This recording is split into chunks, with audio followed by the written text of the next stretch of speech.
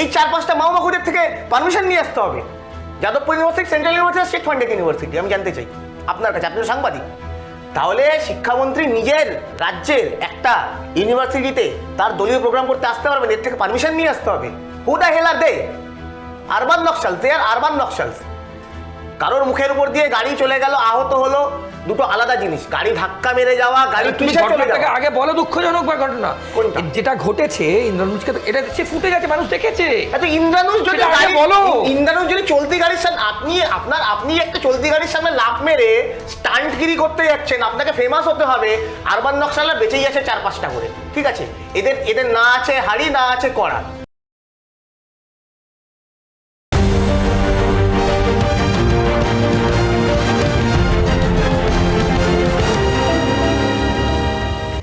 কিছুদিন আগেই তৃণমূল কংগ্রেসের মেগা মিটিং করেছেন মুখ্যমন্ত্রী নিজে, এবং সেখানে তৃণমূল কংগ্রেসের নেতা নেত্রী, কাউন্সিলর থেকে শুরু করে বিধায়ক, এমপি, প্রত্যেকে বুথ স্তরের কর্মীরাও কিন্তু উপস্থিত ছিলেন।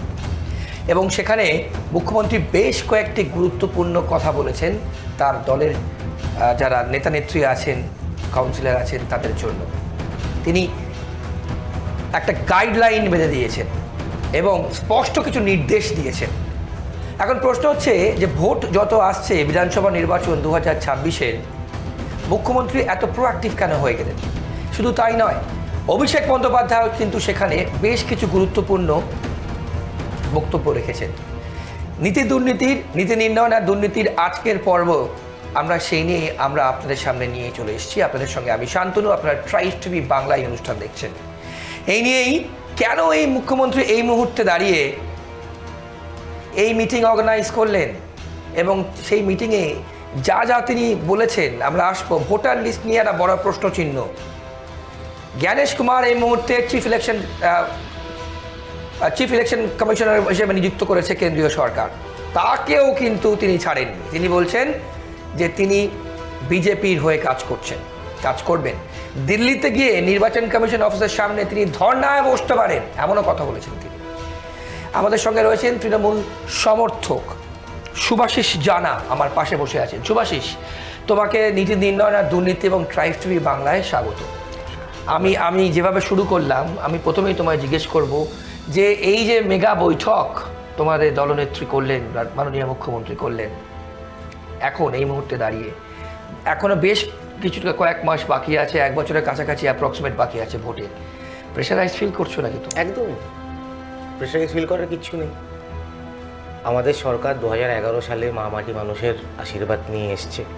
19 সালেও লোকসভা ভোটে কিছু সিট পাওয়ার পর বিজেপি লাফালাফি করেছিল, 19-এ হাফ, 21-এ সাফ। 21 সালেও তাদের বিজয় রথ আটকে ছিল এসে পশ্চিমবঙ্গে। 24-এর লোকসভা ইলেকশনেও সন্দেশখালি থেকে শুরু করে আরও অনেক রকম দুর্নীতির কথা বলেছে তারা, মানুষকে বিভ্রান্ত করার চেষ্টা করেছে।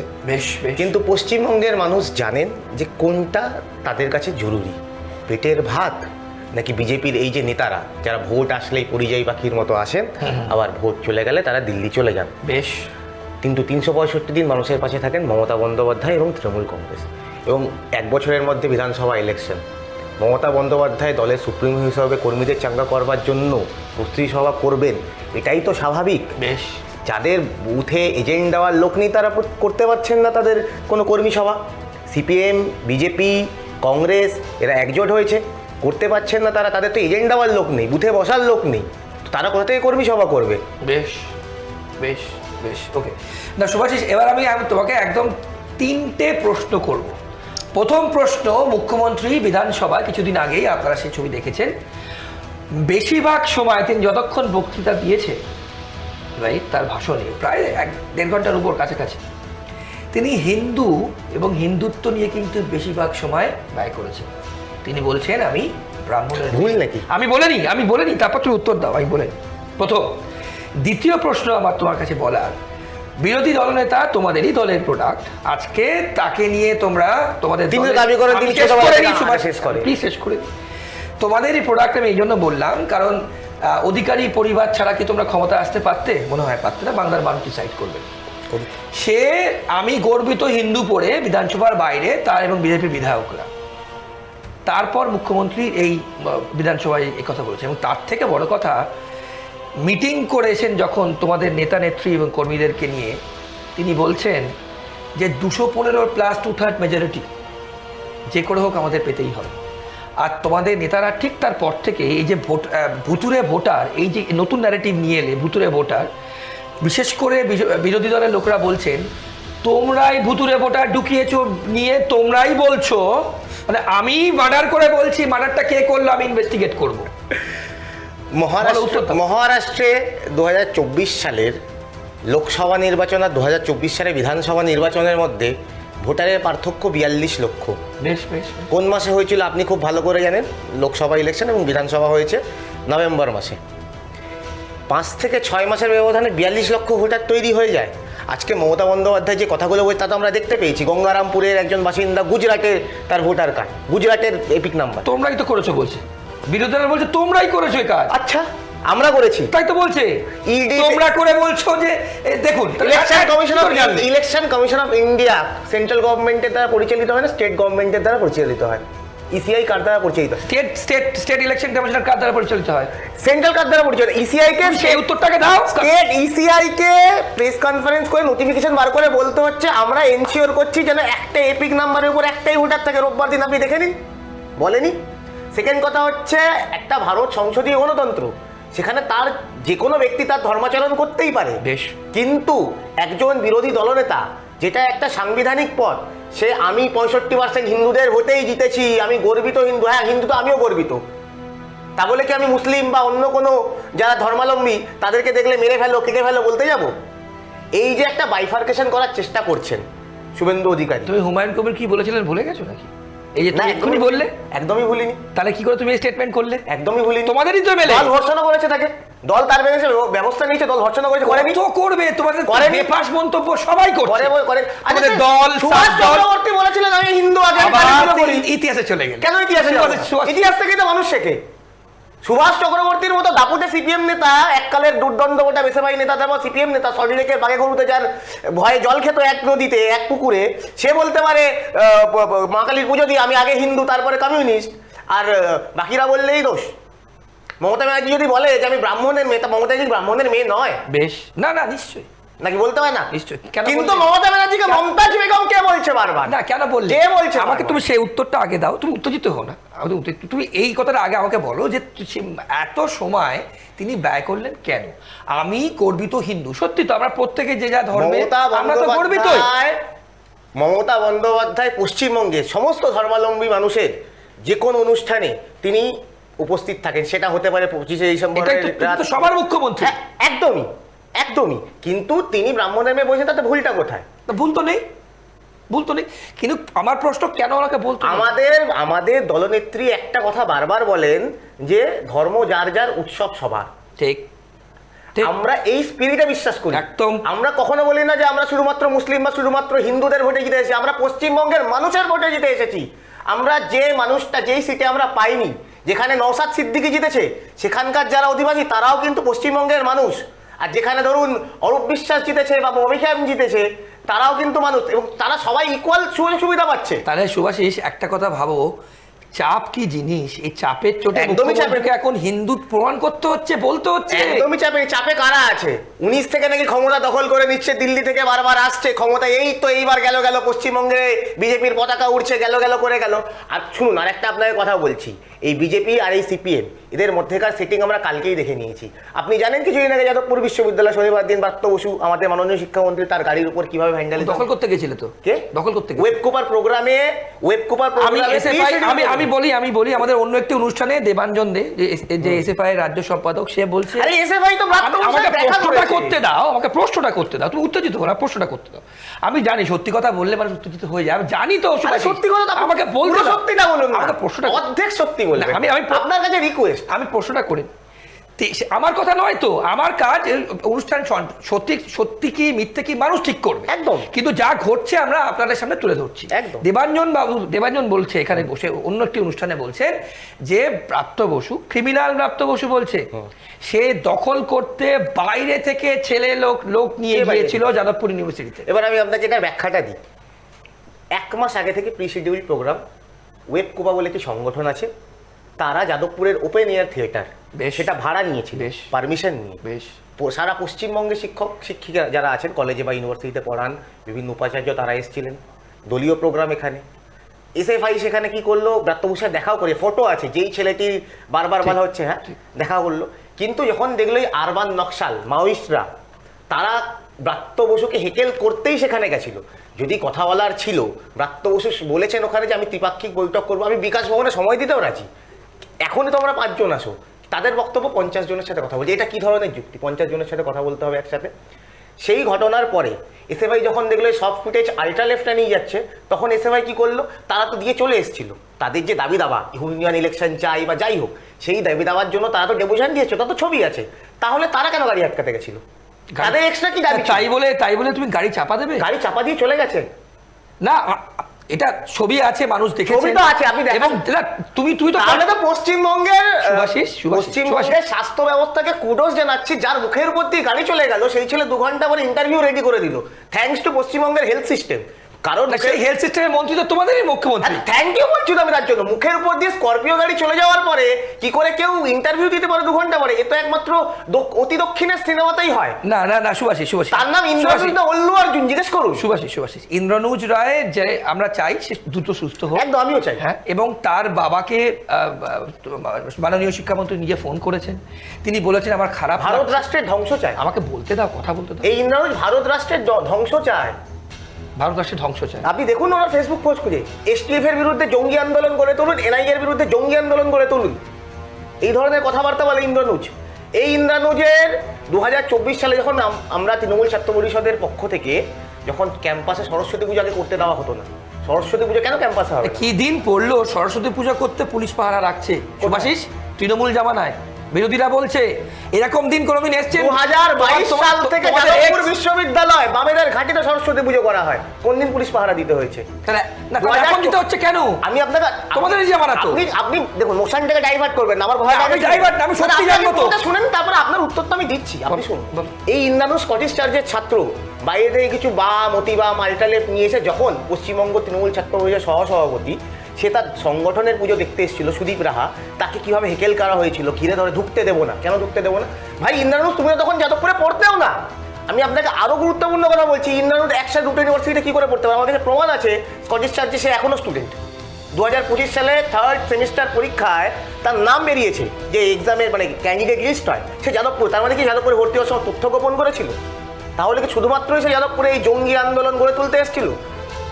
তাহলে কি তার একমাত্র উদ্দেশ্য ছিল যে এই ইউনিয়ন ইলেকশনের দাবি দেওয়া এগুলো মিথ্যে কথা?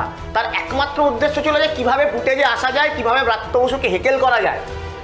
বাকিরা যখন তাকে, আরো আপনাকে বলছি, এই আন্দোলনে যার নেতৃত্ব দিয়েছে, যাদবপুর বিশ্ববিদ্যালয়ের কোনো ঘটনা ঘটছে এবং যাদবপুরের শিক্ষক সংগঠন জুটা জানে না, এটা হতে পারে না।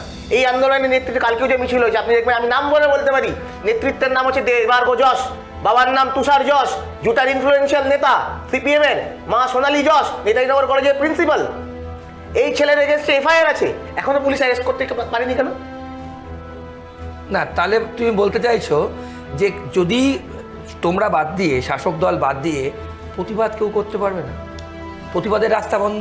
কিসের প্রতিবাদ? আচ্ছা, বিরোধী থাকবে না, তাহলে ওরা বলছে যে অন্যায়ের প্রতিবাদ হবে না, ক্যাম্পাসে ঢুকবে না। আচ্ছা, শিক্ষামন্ত্রী স্টেট ফান্ডেড ইউনিভার্সিটি ক্যাম্পাসে আসতে পারবে না, এই 4-5টা মাওমাকুদের থেকে পারমিশন নিয়ে আসতে হবে। Jadavpur university central university, state funded university. আমি জানতে চাই আপনার কাছে, আপনি তো সাংবাদিক, তাহলে শিক্ষামন্ত্রী নিজের রাজ্যের একটা ইউনিভার্সিটিতে তার দলীয় প্রোগ্রাম করতে আসতে পারবেন, এর থেকে পারমিশন নিয়ে আসতে হবে? Who the hell are they? Urban Naxals, they are urban Naxals. কারোর মুখের উপর দিয়ে গাড়ি চলে গেল, আহত হলো, দুটো আলাদা জিনিস। গাড়ি ধাক্কা মেরে যাওয়া, গাড়ি পিছে চলে যাওয়া। আগে বলো দুঃখজনক ঘটনা কোনটা? যেটা ঘটেছে ইন্দ্রনুজকে, এটা সে ফুটে গেছে, মানুষ দেখেছে। আচ্ছা, ইন্দ্রানুজ যদি গাড়ি বলো, ইন্দ্রানুজ যদি চলতি গাড়ির সামনে, আপনি একটা চলতি গাড়ির সামনে লাফ মেরে স্টান্টগিরি করতে যাচ্ছেন, আপনাকে ফেমাস হতে হবে। আরবান নকশালরা বেঁচেই আছে 4-5টা করে, ঠিক আছে? এদের না আছে হাড়ি, না আছে কড়া, কারণ এরা হচ্ছে ব্যান্ড অর্গানাইজেশন। আমি আপনাকে বলছি, আপনি দেখে নিন, স্বরাষ্ট্র মন্ত্রকের যে ওয়েবসাইট আছে, সিপিআইএম, মাওয়িস্ট এবং তার যে কোনো ফ্রন্টাল অর্গানাইজেশন, ব্যান্ড অর্গানাইজেশন, সেই ব্যান্ড অর্গানাইজেশন সে করে। তার মূল উদ্দেশ্য ছিল ব্রাত্য বসুকে হেকেল করা। আপনি ভিডিওটা শুনুন, এই ইট ছোড়, কাঁচ ভাঙ, এটা কি ধরনের করে? এটা কোন ছাত্র সুলভ আচরণ? না, নিশ্চয়ই। সেখানে 3000 না, দাঁড়ান না, নিন্দা। সেখানে এটা 3000 সবাই নিন্দা করে, এটা আমরা 3000 নিন্দা করি। অধ্যাপক, একজন শিক্ষাঙ্গনে এই সমস্ত প্রেগনেন্ট জিনিস। মহিলা অধ্যাপিকার পেটে লাথি মারা হচ্ছে, কোনোই মারা হচ্ছে না না না, এইসব নিয়ে তো আমরা অনুষ্ঠান করছি না। 100 বার সুভাষিস, এগুলো না, এগুলো তো বলতে হবে। এগুলো না, আমি এগুলো বলছি তো তো বলতে হবে। নিশ্চয়ই এগুলো নিন্দনীয়, কিন্তু আমার প্রশ্ন অন্য জায়গায়। আমার তো যাদবপুর নিয়ে অন্য প্রোগ্রামও করেছি আমরা, কিন্তু আমার প্রশ্ন যে এই যে এত দুর্নীতি হচ্ছে তোমাদের দলের এগেনস্টে, মানুষ বলছে তৃণমূল মানেই দুর্নীতি, একদম সিনোনিমাস হয়ে গেছে অ্যাকচুয়ালি। তৃণমূলের অপর নাম, মানে আমাদের প্রত্যেকেরই একটা ভালো নাম থাকে, ডাক নাম থাকে, তৃণমূলের ডাক নাম কি? দুর্নীতি। কেন বলছে মানুষ? আচ্ছা, কে কোন কেন বলছে মানুষ? বলো তো। আমার সেই মানুষই আর কিন্তু তোমাদের আবার ভোট- সেই মানুষই কিন্তু ভোট বাক্সে তৃণমূলকে ভোট দিচ্ছে, বাকিদের বিশ্বাস কেন করতে বলো পারছে তো? না। ভাতা দিচ্ছ তোমরা, হ্যাঁ? ঠিক ভোটের কোথায় আগে। দেওয়া হয় না? ঠিক কোথায় দেওয়া হয় না? আমাকে বলতে দাও, আমাকে কথা বলতে দাও। কোথায় দেওয়া হয়? ভোটের আগে, হ্যাঁ, সব জায়গায় দেওয়া হয় তো, নিশ্চয়ই দেওয়া হয়, কিন্তু লোকে বলছে, বিরোধীরাও বলছে, ভোট টাকা দাও, ভোট নাও। বল, কোন বিরোধীরা বলছে?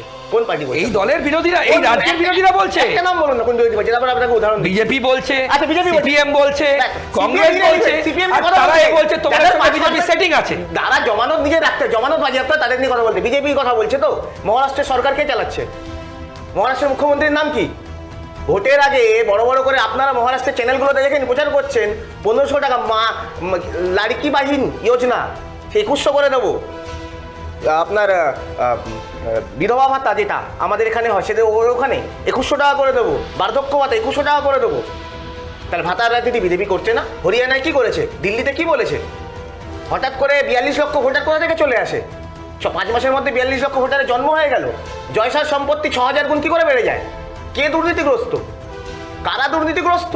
মানে জবাব এপিট দিস। আর ওপিট বলছো, এপিট তৃণমূল, ওপিট বিজেপি। একদমই নয়। এপিট হচ্ছে বিজেপি, ওপিট হচ্ছে সিপিএম। এবার আপনাকে কেন বলছেন এলিমেন্টসটা কি? কালকে সিপিএম কে তো মাইক্রোস্কোপ দিয়ে খুঁজতে হয়, এক্স্যাক্টলি আমি বলছি। তাহলে তারা দুর্নীতি করবে কি করে? আমি আপনাকে বলছি, দেখুন, এই যে যাদবপুর, পশ্চিমবঙ্গ, এগুলো তো আর কানেক্টেড, কোথাও বাইরে নয়। আপনি দেখলেন লাস্ট কদিনে কি ছিল? তৃণমূল ভার্সেস বাম, অতি বাম। বিজেপি ফুটেজ পাচ্ছিল না। কালকে এই এসএফআই লোক যখন এবিভিপি মিছিল যাচ্ছিল, ইট ছুড়ে তাদের মধ্যে একটা ঝামেলা করে এবিভিপিকে ফুটেজ খাওয়ার ব্যবস্থা করে দিল। বেশ। কারণ বাইরে সিপিএমরা তাদেরকে ভোট ট্রান্সফার করে। আচ্ছা, আজকে ছাত্র সংসদ নির্বাচনের কথা হচ্ছে যাদবপুর বিশ্ববিদ্যালয়ে। কেন হয় না? কেন হয় না? কেন বলো তো? 2022, 2020 সালে এত ভয় কেন? কোথায় হয় না? 2020 সালে যাদবপুরে ছাত্র ইলেকশন হয়নি, মাঝখানে 2 বছর কোভিড ছিল। শিক্ষামন্ত্রী নিজে বলেছে ইলেকশন করানো হবে, বলেনি শিক্ষামন্ত্রী, অন রেকর্ড বলেছেন 2020 সালের 20 ফেব্রুয়ারি ইলেকশন হয়। সেই ইলেকশনে এসএফআই আর্টস ফ্যাকাল্টির ক্ষমতা দখল করে। তাহলে তারা বলে দেখ সেই ইলেকশন ছিল না, সেটা তারা ক্ষমতায় নেই। আমার বক্তব্য হচ্ছে যাদবপুর বিশ্ববিদ্যালয়ে যে শিক্ষক সংগঠনও আছে, তার নাম হচ্ছে জুটা। জুটার ইলেকশন লাস্ট কবে হয়েছিল একটু খবর নিয়ে দেখুন তো। আচ্ছা, ওটা বলা যাবে না, কারণ ওটা হচ্ছে এসএফআই এর বাবা কাকারা বসে আছে, সিপিএম এর ওখানে যে বসে আছে তাকেই রাখতে দিতে হবে। আর ছাত্র ইলেকশন হয় না কেন? মারামারি করবো, এই করবো, এই করবো। আচ্ছা, ডেপুটেশন তো এসএফআই দিয়ে দিয়েছিল, তাহলে এসএফআই ওখানে কি কাজ ছিল? এসএফআই কি করতে গেছিল? ভ্যান্ডালিজম করতে।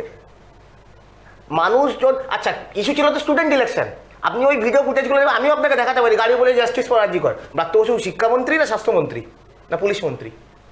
জাস্টিস ফর আরজিকরের স্লোগান হচ্ছে। এটা প্রি প্ল্যান ছিল যে ব্রাত্য বসুকে হেকেল করাবে, এবং এটা আগেও আমরা দেখেছি। বাম মনস্ক যদি কেউ না হয় তাহলে সে ইউনিভার্সিটিতে আসতে পারবে না। আপনি বাম মনস্ক হন, আপনি মাওবাদী হন, আপনি না, এটা কখনো কাম্য নয়। এটা কোনো দিক যেটা তুমি বললে আমি নিশ্চয়ই ঘুরি ঘুরি উদাহরণ। ইউনিভার্সিটি ইজ ফর এভরিবডি, সবার জন্য। ওটা শিক্ষাঙ্গন, ওটা পড়াশোনা করার জায়গা বলেছে, ওখানে প্রত্যেকের সম অধিকার যাদবপুর থাকবে। বিশ্ববিদ্যালয়ের শিক্ষক মনোজিৎ মণ্ডলকে বরখাস্ত করতে হবে, ওম প্রকাশ মিশ্রকে বরখাস্ত করতে হবে, সঞ্জীব প্রামাণিক যে গবেষক তাকে নাকি সাসপেন্ড করতে হবে। ইন্দ্রনীলের বাবা কিন্তু সে কথা বলছে না, সে কিন্তু পদত্যাগ চাইনি শিক্ষামন্ত্রী। ইন্দ্রানুজের বাবা কি বলছে আমি সেটা এখনো অবধি জানি না, কিন্তু আমার বক্তব্য হচ্ছে ইন্দ্রানুজ প্রথমত বেআইনি কাজ করেছে। দুটো ইউনিভার্সিটিতে একসাথে পড়া যায় না। দুটো জায়গায় আপনি একটি কোর্স যদি আপনার রেগুলার হয়, তাহলে একটি কোর্স আপনাকে অন্য কিছু মানে করেসপন্ডিং কোর্স করতে হবে। দুটো রেগুলার কোর্স আপনি পড়তে পারেন না। প্রথমত সেই 2024-এর ঘটনার পর তার রাগ মেটানোর জন্য যাদবপুরে সে তথ্য গোপন করে ভর্তি হয়েছে। এবং কিছুদিন আগে আরও একটি ঘটনা বলি, যাদবপুরের ফার্মাসির একজন প্রফেসর, তার একটি গাড়ির উপর সে যখন দমদম করে তখন তাকে গার্ড আটকাতে যায়, সেই ছেলেদের আইডি কার্ড এরকম গার্ডের মুখে ছুড়ে বলে এটা আমার আইডি কার্ড, যা করার করে নাও। মানে আমি যদি বাম করি, অতি বাম করি, আমি ক্যাম্পাসে যা ইচ্ছা করে বেড়াতে পারবো, আমাকে কেউ ছুতে পারবে না। এটা হচ্ছে যাদবপুরের ট্র্যাডিশন হয়ে গেছে। বেশ শুভাশিস, তাহলে 2026-এ তো আসছে, তোমাদের তো অলরেডি মিটিং মেগা বৈঠক হয়ে গেছে, মানুষদের সঙ্গে ভালো ব্যবহার করার নির্দেশ আছে, প্রত্যেকের বাড়িতে গিয়ে যেটা 365 দিন তৃণমূল মানুষের সাথে ভালো ব্যবহার করে। আর মমতা বন্দ্যোপাধ্যায় 215 বলেছেন। আমি আপনাকে বলছি, তৃণমূল যারা সাধারণ কর্মী সমর্থক আছে, আমরা 295টা টার্গেটে খেলতে নেমেছি মাঠে। 294টা জায়গায় 295টা বলছি। হ্যাঁ, 295টাই বলছি। তার কারণ হচ্ছে বিরোধী থাকবে না। না না, মানুষকে ভোট দিতে দেবো না। মানুষ রাখবে না, বিরোধী থাকবে না। আচ্ছা, এই সুভাষ চক্রবর্তী সংসদীয় গণতন্ত্রে সুভাষিস সংসদীয় গণতন্ত্রে বিরোধী ছাড়া কি সে রাজ্যের অগ্রগতি হয়? কোথাও দেখেছো বিরোধী থাকবে না? বলছি, মানুষ যদি না চায় তাহলে কি করে থাকবে মানুষ? আজকে আপনি দেখুন না, মানুষ চাইছে কোথায়? মানুষ কোথায় চাইছে? আজকে ফেসবুকে সিপিএম এর বড় বড় বিপ্লব, আজকে এইখানে মিছিল হলে এত লোক হাঁটে, ভোট বাক্সে তার প্রতিফলন হয় না কেন? আমি ছেড়ে দিলাম উর্দুর গ্রামের কথা, আমি ছেড়ে দিলাম। তোমরা ভোট দিতে দাও মানুষকে? কোথায় ভোট দিতে দেওয়া হয় না? তোমাদের তো অনেক মেশিনারিজ আছে, vote machineries. Vote machinery CPM এর থেকে তো শেখা। তার মানে আপনি মানছেন সিপিএম এর ভোট মেশিনারি গেল? তোমাদের লোকই বলছে, তোমাদের মুখপাত্র এখানে বসে বলে গেছে তো। আপনি মানছেন? যেভাবে আমি মানার কে? আমি তো একজন সাধারণ মানুষ, কিন্তু মানুষ বলছে তো সিপিএম এর ফরম্যাটই সেকেন্ড ফরম্যাট তৃণমূল। কোনটা সেকেন্ড ফরম্যাট? কোথায় দেখেছেন সুভাষ চক্রবর্তীর মতো সল্টলেকে বোম মেরে দেবো সকালবেলা 7টায় গিয়ে বড় বড় কমপ্লেক্সের সামনে, ওর ভয়ে কেউ বেরোবে না, হাসবল টেনে দিয়ে প্রত্যেকটা ছাপ্পা ভোট মারবো, এই কায়দায় কোথায় ভোট হয়? আর তুমি যে প্রশ্নটা আমাকে করলে, আজকে সিপিএম এর নেতারাই তোমাদের দলের নেতা। সিপিএম এর নেতা যারা ছিল তারা তোমাদের দলের নেতা শুধু নয়, বিধায়ক, এমপি। সেটা বলো, আমি যদি ভুল বলি। আপনি তো দেখুন, রাজনীতিতে কেউ কখনো তার মতাদর্শ কোনোদিকে ভালো লাগতে পারে, করি না মনে হয়। আজকে আমি তৃণমূল কংগ্রেসের একনিষ্ঠ সৈনিক, একদম। কালকে যদি আমার মনে হয় যে আমার এই মতাদর্শের থেকে অন্য কোনো মতাদর্শ, এটা আমি যেই ভাবনা চিন্তা করি সেখানে বেশি এলাকা আমি যেতেই পারি, সেটা আমার স্বাধীনতা আছে। ভারতবর্ষের গণতন্ত্র আমাকে স্বাধীনতা দেয় নিশ্চয়ই। কিন্তু আমি এটাও বারবার বলছি, যদি আপনি পুরনো পাপ অন্য দলে থেকে করে এসেছেন, তার দায়ভার তৃণমূল কংগ্রেস নেয় না। তার ক্লারিফিকেশন আপনি মানুষকে দেবেন। আপনি সেই পাপ ধুতেই তৃণমূলে যাওয়া, তাই তো? আচ্ছা, তাহলে তো আমি বলছি না, আপনি একবার কিন্তু বিজেপির নামটা বললেন না, যে ওয়াশিং মেশিন। একই washing machine theory, washing machine দেখো না। এবার তোমাদের যে সমস্ত নেতা নেত্রীরা টিকিট পাবে না, টিকিটের জন্য তো সে রেস হবে, যারা পাবে না তারা কি করবে? প্রচুর মানুষজন, দেখুন 294টা সিট, তাই 294 জনই টিকিট পাবেন, ঠিক আছে। কিন্তু এখন ব্যাপারটা হয়ে গেছে, আমাদের সমস্যাটা এটা হয়ে গেছে, তৃণমূল এত বড় দলে আমরা লোকজনকে অ্যাকোমোডেট করতে পারছি না। একটা সিটে আগে হতো 1জন বা 2জন যোগ্য মানুষ, এখন 50 থেকে 60 জন যোগ্য মানুষ আছে। প্রত্যেকে তৃণমূলকে ভালোবাসে। তৃণমূলের যে জীবনমুখী কর্মসূচি, মানুষের জন্য যে কর্মসূচি, প্রত্যেকটা আজকে আপনি ভাবুন তো, স্বাস্থ্যসাথী থেকে শুরু করে, কন্যাশ্রী থেকে শুরু করে, গ্রামে গঞ্জে যে মেয়েগুলো পড়াশোনা করতে পারতো না, তাদের বিয়ে হয়ে যেত, কন্যাশ্রীর মাধ্যমে আজকে পড়াশোনা করছে। বুড়ি বুড়ি এক্সাম্পল আছে। নিশ্চয়ই, 100 বার তারিফযোগ্য উদ্যোগ। নিশ্চয়ই। স্বাস্থ্যসাথী কার্ড, চিকিৎসা, কত মানুষের চিকিৎসা হয়েছে। যারা চক্রান্ত করছে, যারা বাংলার মানুষকে বিভ্রান্ত করার চেষ্টা করছে, শুভেন্দু অধিকারী থেকে শুরু করে, সুজন চক্রবর্তী থেকে শুরু করে, আমি তাদেরকে একটাই কথা বলতে চাই, আপনারা চক্রান্ত করে যান। বাংলার মানুষ জানে বাংলার মানুষকে কি করতে হবে। বাংলার মানুষের মমতা বন্দ্যোপাধ্যায়ের উপর পূর্ণ আস্থা আছে। মমতা বন্দ্যোপাধ্যায় তাদের নেত্রী, অভিষেক বন্দ্যোপাধ্যায় তাদের নেতা। বাংলার মানুষ এটা খুব ভালো করে জানেন। 2011-র পর থেকে বাংলার মানুষ সুরক্ষিত আছে এবং আশা রাখছি আগামী 100 বছরও তারা সুরক্ষিত থাকবে। মহিলারা খুব সুরক্ষিত আছে না শুভাশিস? আপনি একটু মহিলারা খুব উত্তর দাও, হ্যাঁ কিনা উত্তর দাও। অবশ্যই। এই রাজ্যে মহিলারা খুব সুরক্ষিত। আচ্ছা, আপনি বলুন তো, হ্যাঁ কিনা আগে বলো, সুরক্ষিত কিনা? যোগীর রাজ্যে সুরক্ষিত? আবার এই রাজ্যে আমি দিল্লিতে সুরক্ষিত নেই তো? নেই, ঘটনা তো ঘটবেই, সেটা নিয়ে কোনো সংশয় নেই। আপনি সেন্ট্রাল গভর্নমেন্ট বলছি সেফেস্ট সিটি কলকাতা, সেফেস্ট, এর থেকে বেশি কি সুরক্ষা? আমি এই রাজ্যের কথা জিজ্ঞেস করেছি। Safest city Kolkata. কলকাতা কি পশ্চিমবঙ্গের বাইরে? কলকাতা কি আন্দামান নিকোবরে? এটা সেন্ট্রাল গভর্নমেন্ট বার করে দিচ্ছে, আমরা বলছি না।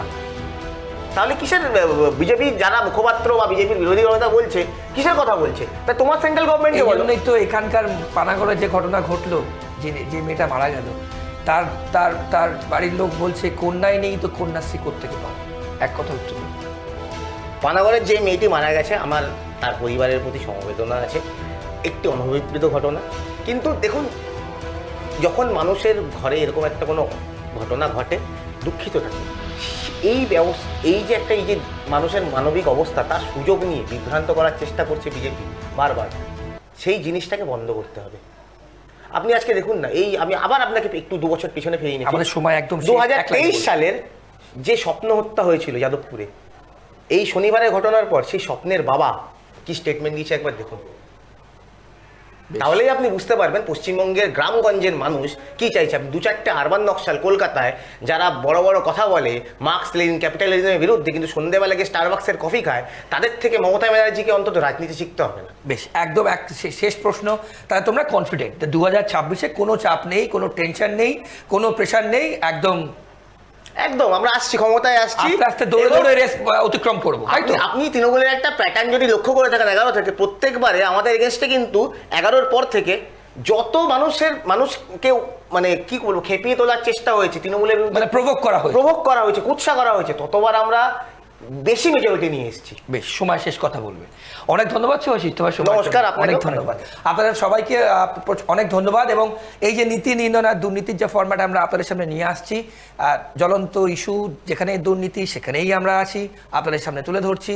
বাকিটা আপনারা বিচার করবেন কোনটা ঠিক কোনটা বেঠিক। ভালো থাকবেন, আর অন্যান্য সব খবরের জন্য আপনাদের চোখ থাকুক ট্রাইব টিভি বাংলার পর্দা। শুভরাত্রি, নমস্কার।